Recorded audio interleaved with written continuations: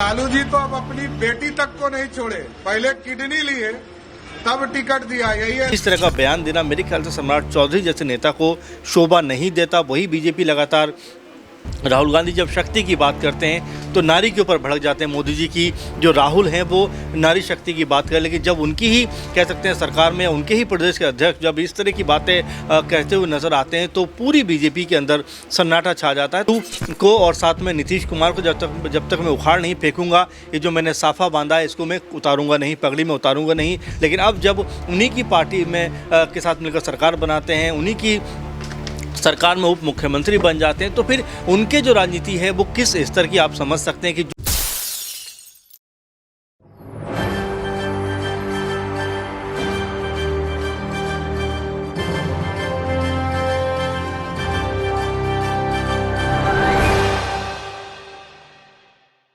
नमस्कार, मैं नाज़मीन खान और आप देख रहे हैं SPN 9 न्यूज। आप सभी का बहुत बहुत स्वागत है मेरे खास प्रोग्राम बात सच की में। लोकसभा चुनाव की तारीखों का ऐलान हो चुका है। लोकसभा चुनाव की तारीखों के ऐलान के बाद बिहार में एनडीए की तरफ से सीट बंटवारे पर भी फैसला हो गया। लेकिन जैसे ही एनडीए ने सीट बंटवारे पर अपने प्रत्याशियों का नाम यहां पर आगे किया, जहां पर ये आगे किया कि किसे किस सीट पर उतारा जाएगा, अपने सहयोगी दलों को कितनी सीटें दी जाएंगी, तब से ही एनडीए में सहयोगी दल उनसे खफा नजर आए। नाराजगी का दौर इतना बड़ा कि राष्ट्रीय लोजपा प्रमुख पशुपति पारस ने तो केंद्रीय मंत्री पद से इस्तीफा देने का फैसला भी कर लिया। इसके बाद उपेंद्र कुशवाहा की बात करें तो वो एक सीट लेने से नाराज नजर आए। इसके साथ ही अभी तक तय नहीं हो पाया है कि पशुपति पारस को सीट दी भी जाएगी या नहीं। उसी के बीच में एक और बड़ा मामला सामने आता है, जहां भारतीय जनता पार्टी एक बार फिर से मुश्किलों में आती हुई नजर आ रही है। दरअसल बिहार के उप मुख्यमंत्री सम्राट चौधरी ने लालू प्रसाद यादव की बेटी रोहिणी आचार्य पर एक ऐसी बात कह डाली जिसके बाद विपक्षी पार्टियों ने सम्राट चौधरी को घेर लिया। पहले आप वो सुनिए जिसमें सम्राट चौधरी रोहिणी आचार्य को क्या कुछ कहते हुए नजर आ रहे हैं। ऐसे नेता है जो टिकट बेचने में माहिर खिलाड़ी है, और लालू जी तो अब अपनी बेटी तक को नहीं छोड़े, पहले किडनी लिए तब टिकट दिया। यही है लालू यादव जी का परिचय। जो व्यक्ति अपने बेटी तक को नहीं छोड़ता हो उसी का नाम है लालू प्रसाद। सम्राट चौधरी ने कहा कि रोहिणी आचार्य को अगर टिकट दिया जा रहा है आरजेडी की तरफ से, वो इसलिए है क्योंकि उन्होंने अपने पिता लालू प्रसाद यादव को किडनी दी थी, यानी कि किडनी के बदले टिकट दिया जा रहा है। ये तमाम बातें सम्राट चौधरी की तरफ से की गई, जिसके बाद खुद रोहिणी आचार्य ने ट्वीट के माध्यम से ये कहा कि सम्राट चौधरी को तो जनता सबक सिखा देगी। इस बार के चुनाव में नतीजे बता देंगे कि आखिरकार जितनी बातें वो कहते हुए नजर आ रहे हैं, क्या उन बातों में कोई दम भी नजर आता है या नहीं। इन तमाम मुद्दों के जरिए तमाम सवाल यहां पर बनते हैं। न्यूज रूम में मौजूद हैं अमन सर, मेरे साथ मौजूद हैं। सर, आपका बहुत बहुत स्वागत है। सर, सम्राट चौधरी की बात करें तो हाल ही में उन्होंने एक बड़ा बयान दे दिया कि किडनी के बदले यहां पर टिकट दिया गया है। तो अब यहां पर रोहिणी आचार्य कहती है कि ओछी बातें करने वालों को जनता सबक सिखा देगी। तो क्या इनके बयान के आधार पर मान लिया जाए कि वाकई टिकट पक्का है रोहिणी आचार्य का? देखिए, पहली बात तो मैं बयान पे जाऊंगा कि देखिए व्यक्तिगत तौर पर इस तरह की टिप्पणी करना मेरे ख्याल से कहीं भी जायज़ नहीं है, क्योंकि पिता पुत्री का रिश्ता बहुत ख़ास होता है। और जितना बड़ा काम रोहिणी ने किया है, दुनिया में बहुत कम लोग ऐसा कर पाते हैं कि अपनी जान की परवाह ना करते उन्होंने अपने पिता की जान की परवाह की और अपनी किडनी अपने पिता को दी। उसको लेकर इस तरह की बात कहना मेरे ख्याल में ये सबसे गिरा हुआ स्तर हो सकता है राजनीति का। और सम्राट चौधरी जो उप मुख्यमंत्री हैं, बिहार के एक जिम्मेदार पद पर बैठे हुए, उनको तो कम से कम इस तरह की भाषा का प्रयोग नहीं करना चाहिए। हालांकि इसको लेकर अब राजनीति होती हुई भी नज़र आ रही है। कई जो पॉलिटिकल लोग हैं वो इसके ऊपर कह सकते हैं बयान दे रहे हैं, लेकिन महत्वपूर्ण बात यह है कि ऐसे बयानों से क्या बचा नहीं जा सकता? राजनीति करने के लिए क्या और कोई तरीके नहीं हैं? अक्सर देखा जाता है कि जब भी चुनाव नज़दीक होते हैं, इस तरह की जो अनाप शनाप बयानबाजी होती है वो सामने आती हैं। सिर्फ सम्राट चौधरी नहीं बल्कि ऐसे तमाम सारे नेता हैं जो इस तरह की जो बातें हैं वो कहते हुए नजर आते हैं, जिसका राजनीति से कोई भी सरोकार ताल्लुकात नहीं है। अब आपने कहा कि क्या ये माना जाए कि रोहिणी आचार्य का टिकट लगभग कन्फर्म है? देखिए, टिकट कंफर्म होना या ना होना ये तो पार्टी तय करती है। और जिस तरह से कह सकते हैं कि आरजेडी लगातार उनका नाम भी आगे आ रहा है, पहले राज्यसभा के लिए भी नाम आगे था, इसके अलावा पार्टी में की जिम्मेदारी भी उनको देने की बात सामने आ रही थी, अब लोकसभा चुनाव लड़ने की बात सामने आ रही, तो ये एक अलग मसला है। लेकिन इसको लेकर इस तरह की टीका टिप्पणी करना, इस तरह का बयान देना मेरे ख्याल से सम्राट चौधरी जैसे नेता को शोभा नहीं देता। वही बीजेपी लगातार राहुल गांधी जब शक्ति की बात करते हैं तो नारी के ऊपर भड़क जाते हैं। मोदी जी की जो राहुल हैं वो नारी शक्ति की बात करें, लेकिन जब उनकी ही कह सकते हैं सरकार में उनके ही प्रदेश के अध्यक्ष जब इस तरह की बातें कहते हुए नज़र आते हैं तो पूरी बीजेपी के अंदर सन्नाटा छा जाता है। तो ऐसे में उनको सोचना चाहिए, समझना चाहिए कि बिहार दिवस के मौके पर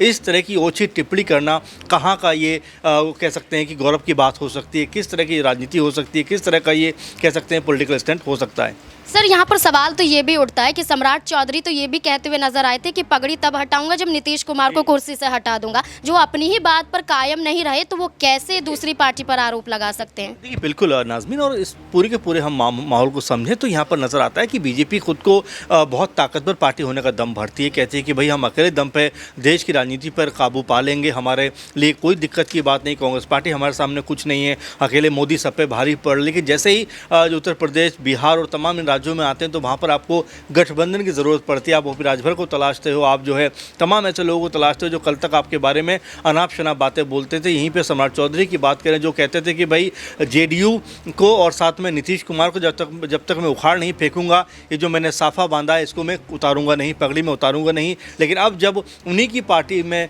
के साथ मिलकर सरकार बनाते हैं, उन्हीं की सरकार में उप मुख्यमंत्री बन जाते हैं तो फिर उनके जो राजनीति है वो किस स्तर की आप समझ सकते हैं कि जो अपने बयानों पे जो है वो कह सकते हैं कि स्टैंड नहीं ले पा रहा है, वो दूसरों के ऊपर इस तरह की टीका टिप्पणी कर रहा है जिसका कोई भी राजनीतिक मायने नहीं है। उनको अपनी ज़ुबान पे कंट्रोल रखना चाहिए। और देखिए बेटियों के बारे में जो बीजेपी लगातार कहती रही है कि बेटी को बचाना है, बेटी को पढ़ाना है, वही बीजेपी के लोग जो नेता हैं बड़े ओहदों पर बैठे हैं एक बेटी के बारे में ऐसी तुच्छ बात कहते हैं जिसका मेरे ख्याल से जितनी भी उसकी आलोचना की जाए वो कम है। देखिए बिल्कुल, यहाँ पर जिसकी आलोचना करते हुए नजर आए थे उसी के सहारे उप मुख्यमंत्री बनते हुए सम्राट चौधरी नजर आए। जहाँ सम्राट चौधरी की बात हो रही है तो बात पशुपति पारस की भी कर लेते हैं। पशुपति पारस की मांग क्या थी? कुछ सीटों की मांग थी, लेकिन भारतीय जनता पार्टी पशुपति पारस की बजाय चिराग पासवान को खुश करने के लिए लगी हुई थी और 5 सीटें चिराग पासवान को दे दी जाती है। पशुपति पारस ने केंद्रीय मंत्री पद से इस्तीफा तो दे दिया, लेकिन अब अगला कदम क्या होगा? क्योंकि आरजेडी की तरफ से सीट बंटवारे को लेकर फैसला होता हुआ नजर आ रहा है।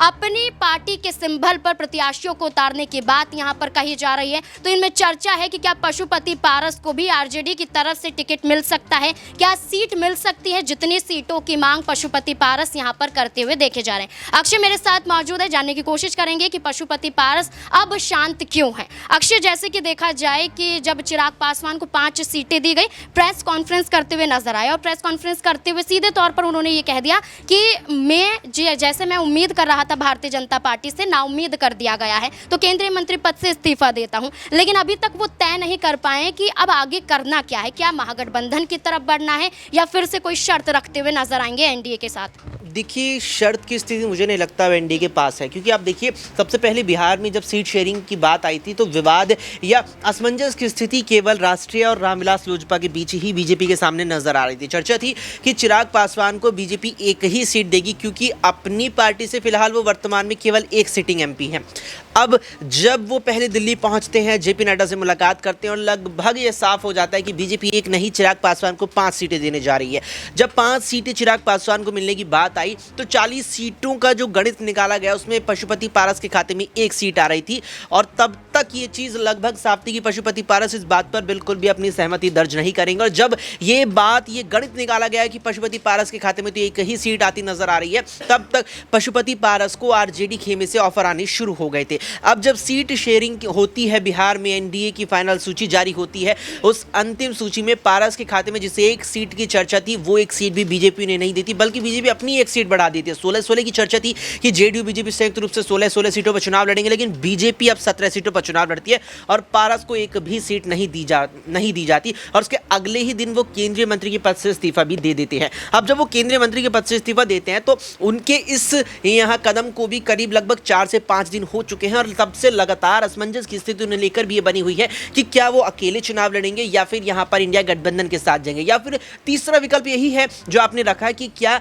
शर्त यहाँ रखेंगे। तो देखिए, शर्त रखने की कोई अभी वो इतना स्तर नहीं है पशुपति पारस के। इस बात का अंदाजा इस चीज से लगाया जा सकता है कि एक सीट की चर्चा थी और बीजेपी ने एक सीट भी नहीं दी, तो समझ सकते हैं कि बीजेपी पशुपति पारस को किस तरीके से लेकर चल रही है। भले ही पशुपति पारस खुद वर्तमान में सांसद हो हाजीपुर से, उनके साथ और भी सांसद पार्टी के हों, लेकिन वो पशुपति पारस के नाम उनकी पहचान पर नहीं जीते। वो रामविलास पासवान का उनकी पहचान थी, उनकी पहुंच थी, जो एक अविभाजित लोजपा थी, 2019 में चुनाव लड़ी थी जेडीयू और बीजेपी के साथ, उससे सांसद भी जीते, तो उससे भी उम्मीदवार जीत करके सांसद बने थे। तो वर्तमान में कोई इतना बड़ा राजनीतिक जनाधार, राजनीतिक स्तर पशुपति पारस का नहीं है। 5 सांसदों की भी बात करते हैं कि 5 सिटिंग एमपी वर्तमान में हमारे पास है, तो 5 सीटें मिलनी चाहिए, तो 5 अपने नहीं है, 5 आप तोड़ करके लाए हैं। वो वोट बैंक वहां भी है जो आपको यहां तक पहुंचाया है, तो कोई ऐसा स्तर नहीं है कि वो यहां पर एनडीए के सामने शर्त रख सके। देखिए, बिल्कुल पशुपति पारस शर्त तो रखते हुए नजर नहीं आएंगे, लेकिन अभी तक फैसला भी नहीं कर पा रहे हैं।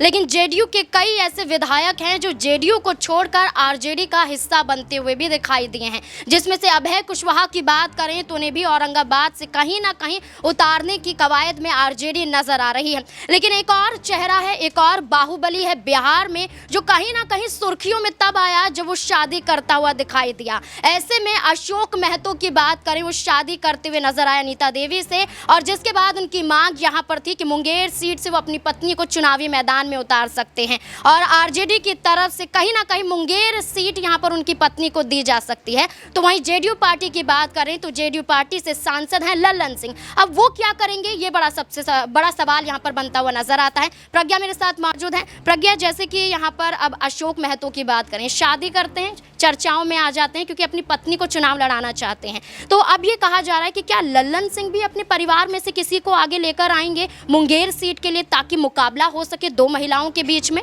बिल्कुल, क्यों नहीं। अगर यहाँ पर बात करें, आपने जिस तरीके से कहा, तो अगर लल्लन सिंह भी इस तरीके से चाहते हैं तो वो अपनी पत्नी रेणु देवी को आगे कर सकते हैं।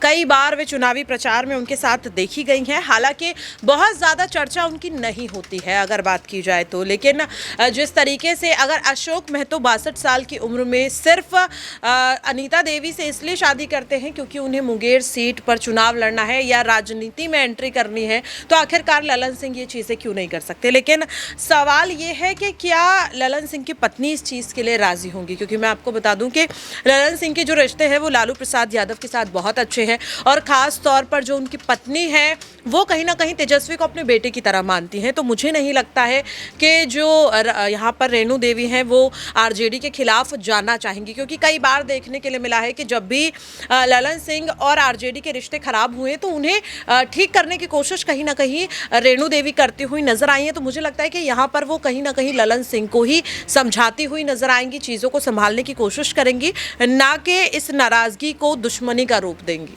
देखिए, बिल्कुल यहाँ पर अब लल्लन सिंह तो नाराज नहीं हो सकते हैं, क्योंकि लल्लन सिंह की बात करें तो जेडीयू पार्टी से उम्मीद उन्हें अभी भी है, लेकिन आरजेडी के खिलाफ भी वो नहीं गए हैं।